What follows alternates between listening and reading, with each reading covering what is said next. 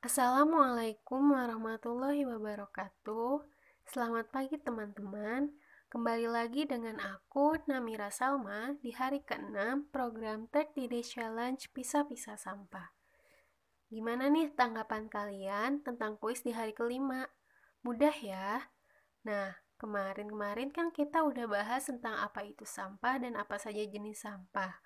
Pada kesempatan kali ini, kita akan membahas lebih dalam lagi tentang pengelolaan sampah. Sebenarnya, apa sih pengelolaan sampah itu? Menurut Undang-Undang Nomor 18 Tahun 2008 tentang pengelolaan sampah adalah kegiatan yang sistematis, menyeluruh, dan berkesinambungan yang meliputi kegiatan pengurangan dan penanganan sampah. Artinya, kegiatan pengurangan dan penanganan sampah harus dilakukan oleh semua orang sesuai dengan prosedur yang telah ditentukan dan dilakukan di setiap tahap atau perjalanan sampah yang dimulai dari para penghasil sampah atau sumber sampah. Menurut Insinyur Wit Hari Apriyaji, dalam bukunya yang berjudul Memproses Sampah, alur pembuangan sampah terdiri dari 3 tahap. Yang pertama, yaitu penampungan sampah atau refuse storage. Maksudnya adalah sampah dikelola mulai dari tempat di mana sampah pertama kali dihasilkan, seperti rumah tangga, kantor, mal, dan sumber-sumber sampah lainnya. Tahap ini merupakan tahap yang sangat penting karena ketika kita bisa mengurangi atau menangani sampah dari sumber awalnya, maka sampah yang dihasilkan akan semakin sedikit sehingga pengelolaan sampah di tahap selanjutnya akan semakin mudah. Kemudian, sampah dari masing-masing sumber dikumpulkan di tempat penampungan sementara yang ada di dusun, di desa, atau di kecamatan. Tahap ini disebut tahap pengumpulan sampah atau refuse collection.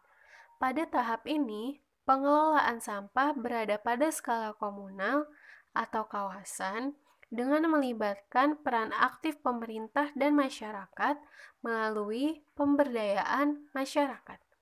Jadi, tahap ini lebih menekankan kepada cara pengurangan, pemanfaatan, dan pengolahan sampah sejak dari sumbernya pada skala komunal seperti area pemukiman, area komersial, area perkantoran, area pendidikan, area wisata, dan lain-lain.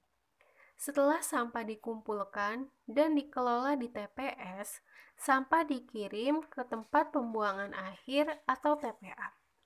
Pada tahap ini disebut tahap pembuangan sampah atau refuse disposal.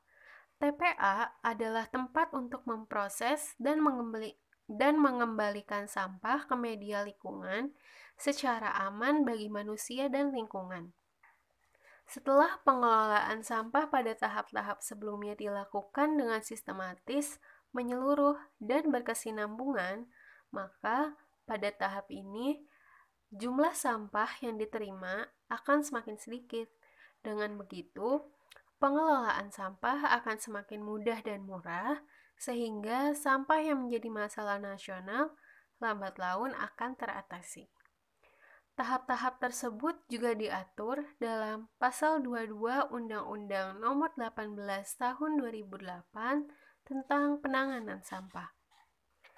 Kegiatan penanganan sampah meliputi pemilihan dalam bentuk pengelompokan dan pemisahan sampah sesuai dengan jenis, jumlah, dan atau sifat sampah. Yang kedua, pengumpulan dalam bentuk pengambilan dan pemindahan sampah dari sumber sampah ke tempat penampungan sementara atau tempat pengolahan sampah terpadu.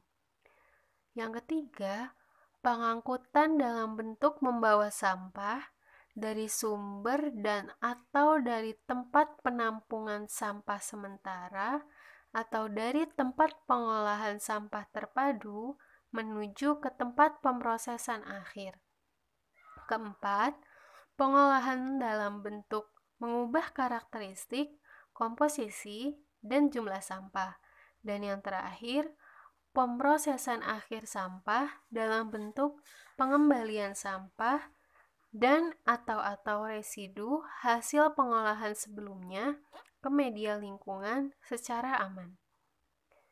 Aturan pengurangan sampah juga diatur pada pasal 20 ayat 1 Undang-Undang Nomor 18 Tahun 2008.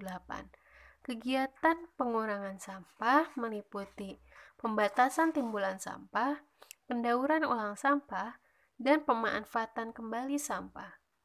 Untuk melaksanakan kegiatan pengurangan dan penanganan sampah, pelaku usaha dan masyarakat dapat menggunakan bahan produksi yang menimbulkan sampah sesedikit mungkin, dapat diguna ulang, dapat didaur ulang, dan mudah terurai oleh proses alam.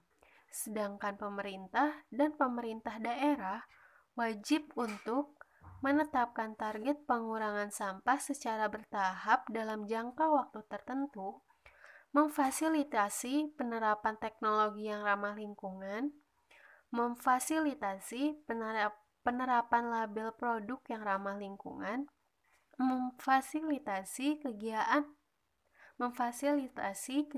mengguna ulang dan mendaur ulang, serta memfasilitasi pemasaran produk-produk daur ulang. Nah, itu dia sekilas tentang pengelolaan sampah. By the way, semua materi yang aku sampaikan ini bisa dibaca lebih rinci di Undang-Undang Nomor 18 Tahun 2008 tentang pengelolaan sampah. Karena menurutku, di dalam undang-undang tersebut sudah dijelaskan secara rinci bagaimana pengelolaan sampah harus dilakukan. So, teman-teman coba yuk cek kembali rumah kalian dan lingkungan rumah kalian. Udah belum nih melakukan kegiatan pengelolaan sampah secara sistematis, menyeluruh, dan berkesinambungan? Kalau belum, yuk kita mulai pengelolaan sampah dari rumah kita sendiri. Jadilah contoh bagi orang-orang di sekitar kalian supaya sampah sebagai masalah nasional cepat teratasi.